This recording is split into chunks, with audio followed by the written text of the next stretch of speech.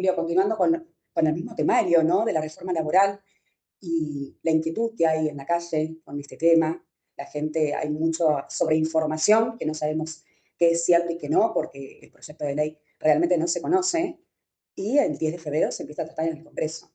¿Cómo crees, dentro de todo lo que nos has contado, de lo que las repercusiones que esto puede traer y la baja de derechos que considerás, si, cómo se tratará en el Congreso, cómo va a repercutir en el pueblo, cómo lo tomará la gente fuera de lo que es el Congreso de la Y Nación? mira, si esto avanza, la gente va a pagar las consecuencias, ¿no?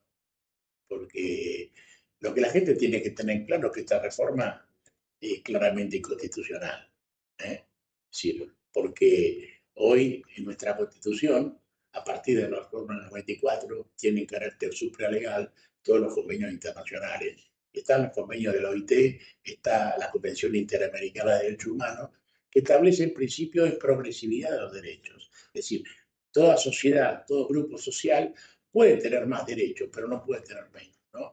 Y eso a la Argentina lo ha ratificado, así que esto va a ser, como vos decís, ignoramos cuál es el texto definitivo, pero claramente es cercenadora de derechos que tienen garantías constitucionales. Por eso la primera definición es que viola la Constitución.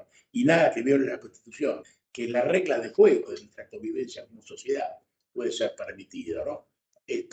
Pero después, obviamente, se quiere tratar rápido en medio del verano, en medio del calor, en medio... Y porque una reforma laboral tendría que ser debatida por toda la sociedad. Pero acá no se debate. Y acá se buscan los votos, se presiona a los gobiernos provinciales para que sus senadores voten y no se dan cuenta que ahogados por el tema de la falta de medios para gobernar sus provincias, si terminan concediendo a esta presión del gobierno nacional, digamos, va a afectar en el futuro no solo la vida de su provincia, sino la vida de toda la sociedad. Y van a cargar en sus mochilas el, el sallo de haber sido partícipes y cómplices de este avance sobre la Constitución y sobre los derechos de los trabajadores. Jamás una sociedad puede avanzar quitando derechos. Todas las sociedades desarrolladas del mundo avanzan y crecen con la adquisición de nuevos derechos. Y cuando acá se pretende quitar derechos que no van a tener respuesta, lo que se pretende es seguirnos degradando como sociedad. Así que el futuro, por este camino, no hay futuro, porque además, y la gente tiene que tener claro, por eso el apuro, esto no es la primera vez, ya son varias veces, cada que se imponen estas políticas en la Argentina, lo hizo Martínez II en la dictadura genocida del 76 al 83, lo hizo después Menem del 90 al 99, lo hizo después de la Rúa en el Fondo Interregno, lo hizo Mauricio Macri en su gobierno y ahora lo vuelve a hacer ahora. Son todas políticas que se desarrollaron y nunca dieron buen resultado en la Argentina. Es mentira. Pretenden hacer lo contrario, que lo otro no fue resultado. Pero lo otro, aún las políticas mal implementadas por otros gobiernos, pero los resultados fueron mejor que esta realidad que tenemos, que es absolutamente. Te doy un ejemplo. Se critican los planes. Nosotros también estamos en desacuerdo con la política de planes, porque acá tiene que haber trabajo para la gente y no vivir de plan. Pero este gobierno que tanto criticó los planes, no solo los ratificó, los amplió, sino le dio más beneficios a los planes, no al trabajo, sino a los planes. ¿Por qué? Porque estos planes universales de asistencia no son un invento ni del kirchnerismo, ni de este gobierno. Recordemos que acá la primera que comenzó con esto fue Lilita Carrión. Estos son los planes que generan los organismos financieros de crédito para impedir que las consecuencias de políticas de ajuste que llevan adelante el Fondo Monetario y las potencias hegemónicas para financiar sus propias realidades, tienen que tener redes de contención para evitar la exclusión social. Y nosotros aquí lo empezamos en democracia con la caja del PAN, el gobierno de Alfonsín.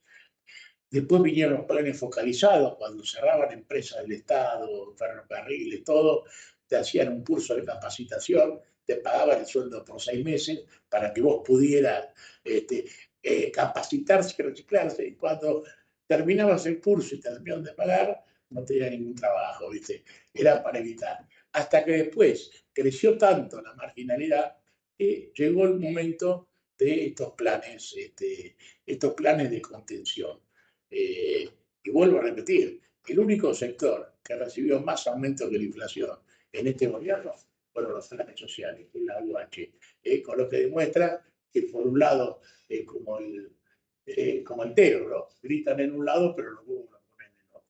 Pero cometen el mismo riesgo de los que usaron los planes sociales con un objetivo clientelista, sigue siendo clientelista este aspecto, pero no resuelve la necesidad de trabajo que tiene la Argentina. Un país crece con trabajo, una familia se organiza, el trabajo es un ordenador social fundamental de toda sociedad.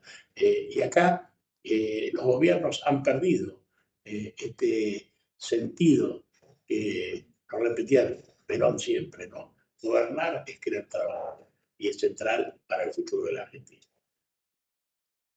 Bueno, Julio, justamente siguiendo con el tema que nos estás contando y viendo la situación actual del país, al estar siempre nosotros en la calle, como que uno ve mucha gente necesitada y la situación, ¿a qué nos puede llevar todo esto? ¿Cómo lo ves al país? ¿Cómo considerás que van a seguir estos 2 años hasta las nuevas elecciones? Y si considerás que hay algún indicio de que algo pueda mejorar. Yo creo que fundamentalmente este plan no va a mejorar, porque este plan tiende a generar que funcionen bien los commodities, ¿no? Sea la minería, sea el petróleo, sea la especulación financiera, sean los granos, que tienen muy poco valor agregado y tienen muy poco absorción de mano de obra, mientras se destruye todo el tema de la industria, ¿no? Este industricidio que estamos viviendo, sabemos que no llega a ningún futuro en la Argentina. La expectativa, porque siempre somos esperanzadores, es que vuelva, pero no dejó un modelo argentino por el proyecto nacional, donde vos ves que es muy fácil gobernar este país. Es muy fácil hacer lo que se debe hacer, pero para eso tenés que tener fundamentalmente patriotismo. Tenés que gobernar para el pueblo que te vota, para el desarrollo del país. Tenés que generar rápidamente medidas que permitan mejorar la calidad de vida de los argentinos. Pero siempre decía, al pueblo hay que hacerlo feliz, rápidamente. Y la patria grande la vamos construyendo día a día, ¿no? Así que no es más difícil, no es muy difícil, siempre y cuando nuestra clase política se renueve y el valor más importante que tenga un político argentino sea la confiabilidad y su sentido patriótico, ¿no? Bueno, Julio, ¿quién mejor que vos también para preguntarte esto que voy a decir? ¿Cómo ves la situación judicial, la relación de la justicia, el Poder Judicial con este gobierno? Muchos dicen que el Poder Judicial es funcional a un expresidente que ya no está, como fue Mauricio Macri y demás. ¿Vos crees que el Poder Judicial se alinea a cada gobierno? ¿Es funcional a este gobierno? ¿Es contra este gobierno? Porque hay fallos que nunca se dan, hacen la vista por otro lado. ¿Cómo lo ves, Julio? No, yo creo que el problema del Poder Judicial también es la política, ¿no? Desgraciadamente no importa el signo que tengan los gobiernos, lo que pretenden es dominar al Poder Judicial. En nuestra Constitución, la justicia tiene dos roles fundamentales. Por un lado, tiene que garantizar los derechos constitucionales que tienen toda la sociedad. Por eso en la Argentina los jueces tienen el control difuso de constitucionalidad. Están obligados a decir si una ley es o no constitucional o si una medida del gobierno del Poder Ejecutivo es o no constitucional. Y esto le molesta a los gobiernos. Fíjate vos el ejemplo, la justicia laboral impidió la aplicación de la reforma laboral que venía en el decreto 7023, que hoy está en la Corte Suprema, y por eso ahora en esta reforma laboral prácticamente quieren destruir el fuero del trabajo, ¿no? Es decir, le molesta el fuero del trabajo, quieren volver antes de 1945, más o menos, que es un verdadero disparate. Y la otra función de la justicia es la última expectativa del ciudadano común ante un derecho conculcado. Y en general, la medida que toman los gobiernos no es para ampliar derechos a los ciudadanos, es para quitar derechos. Entonces, la justicia actúa en defensa de esos derechos y eso a ningún gobierno le permite. Yo no tengo expectativa o no tengo, digamos, en la memoria fallos que quiten derechos a la gente, sino al contrario, hay fallos, a lo mejor no todos los que tendrían que haber, ¿no? Pero hay muchos fallos que ponen freno a las acciones que van en contra de la Constitución Nacional y eso lleva a que los gobiernos ataquen como están atacando a la justicia siempre, ¿no? Y por otra parte, el fracaso de la política hace que lo que no resuelven los políticos, todos los temas quieran judicializarlos. Es decir, obligan a la justicia a cumplir el rol que no es el que establece la Constitución, sino a resolver lo que la política no puede resolver. Pero por otro lado, hay que tener en cuenta que si hay malos jueces, si hay malos fiscales, ¿quién elige a los jueces? ¿Quién elige a los fiscales? Lo elige la política. Entonces, nosotros siempre, y lo decimos con toda seriedad, porque como gremio somos quien más denuncias hemos hecho a los malos magistrados, fiscales y lo que sea. Y algunos tenemos varios temas aún que van lento en el Consejo de la Magistratura, así que lo hicimos con total responsabilidad. Pero yo creo que la mayoría de los magistrados, sean jueces, fiscales o defensores, lo hacen con vocación, porque lo hacen sin presupuesto, con plantas, sin falta de tribunales, falta de elementos. El 80% de los edificios judiciales, si fueran privados, estarían clausurados. Las condiciones, la gente no sabe las condiciones que desarrolla la tarea de la justicia. Entonces, en esas condiciones creo que es de lo mejor que tenemos la justicia, a pesar que yo creo que hay muchísimas cosas para mejorar, pero lo que no vemos es voluntad política en los gobiernos en darle a la justicia los elementos para mejorar su función. Entonces, ¿qué pasa? Siempre el que gobierna trata de manipular la justicia y el que no gobierna le echa la culpa a la justicia del rol que está teniendo. Y como la justicia no tiene pauta publicitaria, no tiene sponsor, hay muy pocos periodistas en los medios de comunicación que defiendan la justicia. Yo te voy a dar un ejemplo. Vos no hablabas del presidente Macri. Yo te voy a dar un ejemplo que fue bastante para definir cómo es la gente y cómo se echa la culpa a la justicia. Fue un mal fallo, fue hasta un mes los medios de comunicación hablando de ese fallo. Y si hay 1000 fallos correctos, no tienen prensa. Hubo un caso de inseguridad en la capital federal durante el gobierno de Macri, donde el gobierno nacional de Macri, donde a una mujer, un motochorro, la arrastró y la mujer murió, ¿no? Lo detienen a este hombre y surge que, bueno, se sabe que había estado detenido antes y una jueza lo liberó.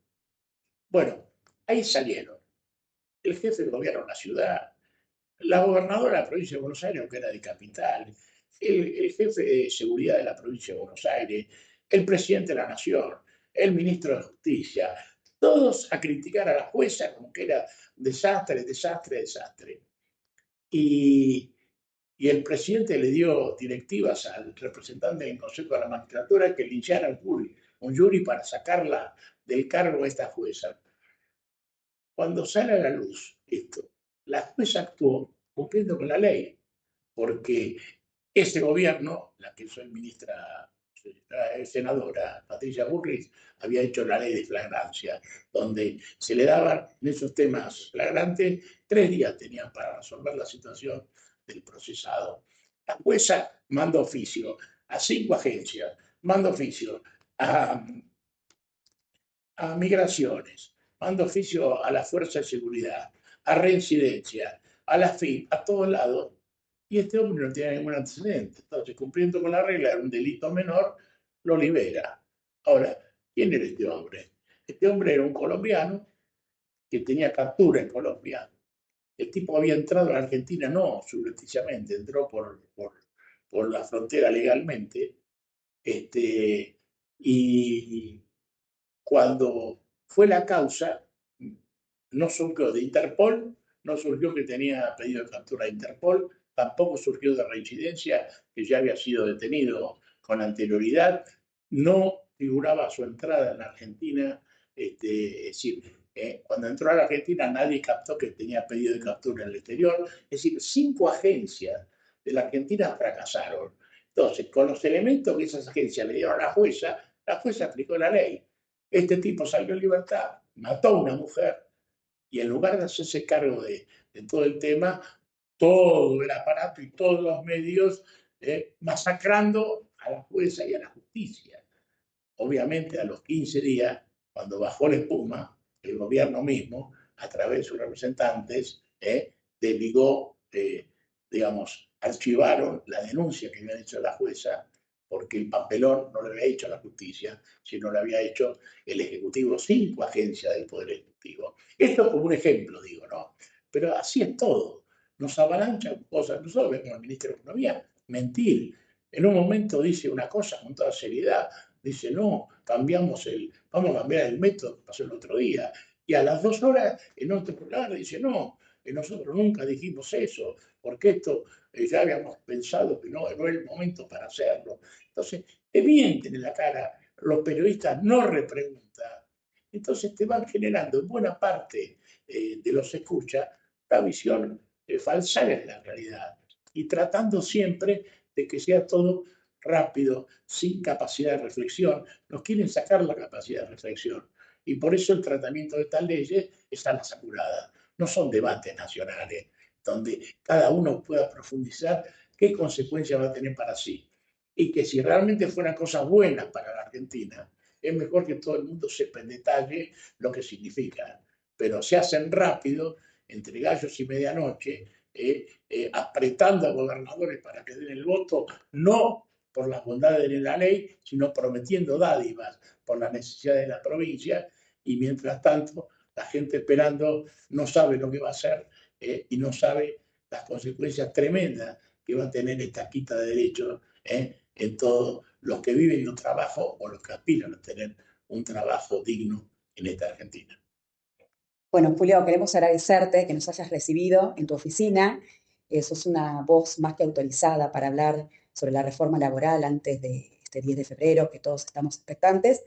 Y queremos volver a agradecerte. Y esto fue 5 en 10, LS Clipping, que se puede ver los domingos a las 20 horas. Bueno, abrazo grande a 5 en 10 y bueno, a disposición de ustedes. Es tiempo que los medios independientes tenemos que hacer, hay que hacer una gran tarea, digamos, para enfrentar a toda esta manipulación de la información, que lo que trata es que los ciudadanos este, al elaborar sus ideas estén, digamos, atropellados, ¿no? Más o menos, y no puedan pensar con claridad. Y se juega el destino del país, el destino de la familia, el destino de todo. Y bueno, tenemos que tener claridad en esto porque para alcanzar lo que siempre queremos, ¿no?